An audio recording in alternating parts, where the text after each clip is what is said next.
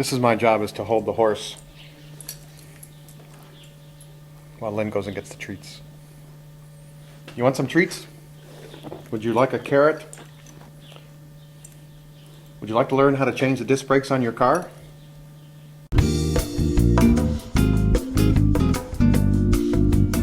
So today we're going to eat apples. we're gonna eat apples. Because the trees were so nicely pruned. Yeah. We're gonna eat apples, and we're gonna talk about kind of part one of drip irrigation and how to fix the pump in your pump house. Okay. And here, eat some. He's got a big mouth. And some other interesting stuff. So, ready? Here we go. So, in our backyard, we have a spring, and the spring used to provide all the water for the house and the yard. And then recently I drilled a well, so now we use the spring to water the garden. And I have an automatic watering system that does drip irrigation for the garden. We had a big nor'easter last week, and the pump house filled with water because it was just so much rain coming in. The pump house is half submerged in the ground. And our pump here basically blew out. I took off the service panel here, and it could have been a little aquarium in here. There was so much water. So this pump is fried, but I have a spare one here that we're going to put in. And I don't know if you've ever replaced a pump, a water pump or a well pump, but it is not a fun job. So if you have done one, then you can have some sympathy with me.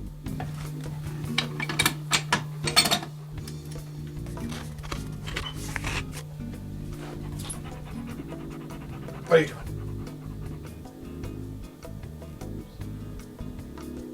This is the spring. It has kind of like basically like a concrete cistern built on top of the spring with a metal shed roof to keep out debris and stuff. And the dogs love the spring. This is the tub that the spring overflows into, and it's Henry's tub.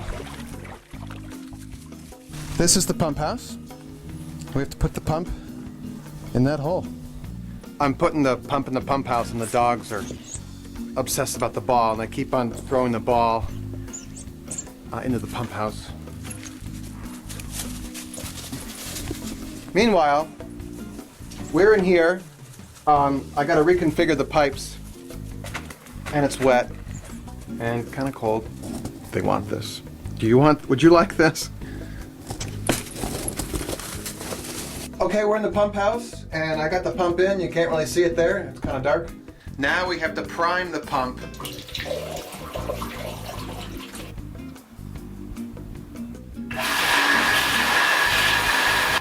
All right, so there you go. We have success with our spring. The pump is pumping up into the pressure tank up in the basement of the house. Now we have to go turn on the rest of the system and see what happens. So in the fall, you have to remember to drain all your outdoor water lines, and I want to show you now what happens when you forget to drain your outdoor water lines. All right, so back to the water system. So now that we have the spring fixed, I built a copper manifold that I have a bunch of these rain timers connecting to. Anyway, these are made by Rainbird. You can get them made by other companies as well. I like these because they're incredibly simple. Some of them have these really kind of confusing panels. You have to press all sorts of buttons and make it work. But this is really pretty simple. Is that bad? I'm upside down, or I'm sideways right now. Yeah, I guess that's not supposed to happen. Go ahead. Okay, so we have these timers. I made this copper manifold here with hose, 3/4 inch hose threads on the ends.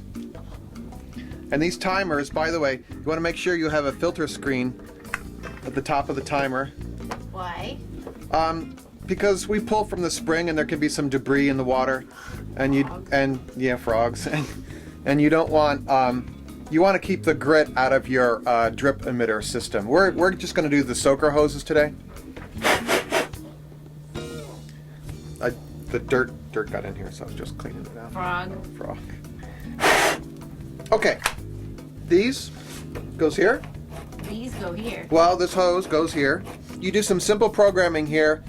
Like I'm gonna just put out some seedlings, so I want this to water them every morning. You don't want to run your watering system in the evening because you don't want water to collect on the leaves and then for it to get dark, because then the humidity, the funguses can grow. You want any water that gets on the leaves to be able to evaporate during the day. So watering in the morning is best. Not to mention freeze if you live here. Yeah, so. If you see right here, the hoses go underground. And what I did Thanks, Charlie. was, well, I got one of my friends, Charlie, to do it. But it's, I guess so they won't freeze or something, you have to have them 3 feet under the ground or something. We knew that when we did it. Right, we knew that, but I didn't want to do that. So I bought the highest quality rubber hoses I could, and I took a flat-bladed hoe.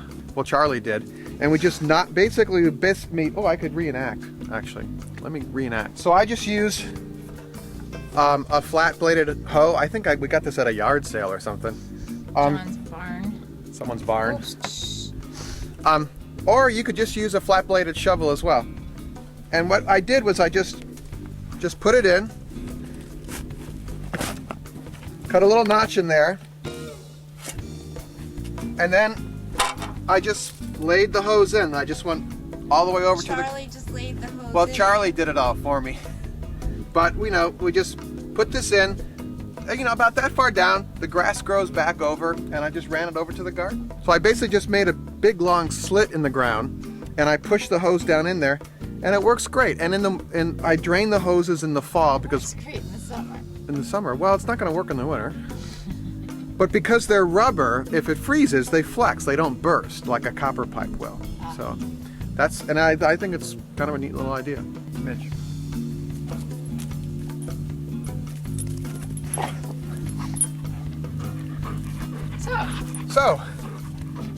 So what I did was, we've got the hose kind of running around through the yard here, and then it comes up, and I made a little distribution manifold out of some pipe. See, the hose comes up out of the ground. Yes, it does. And then it connects to this copper manifold that I made. You could make yours out of PVC pipe as well if you want. So then I built these manifolds that use with little T connections. This is the hose that they sell in the garden stores. It's made from recycled tires, and it works great. It just kind of weeps water out, and it waters the plant root, and it doesn't spray water. Well, it sprays a little bit of water all over the leaves, but it's a very efficient way of watering your garden. That's okay in the morning. And it's okay in the morning. So these are the raspberries we put in, and we're going to turn the water system on so we can keep our raspberries nicely watered while they set themselves in. So we're going to turn it on now? Yeah, we're going to turn it on. Do they have time to go get some chips? Oh, you mean the audience? Yeah. Yeah, you go get some chips, because now I have to do a little more work to configure it, and we'll fire it up. Fire the water. Yeah. That's an oxymoron. Yeah, that is. Something like that. Okay, chip break. You can watch the dogs. I'm going to hook this all up.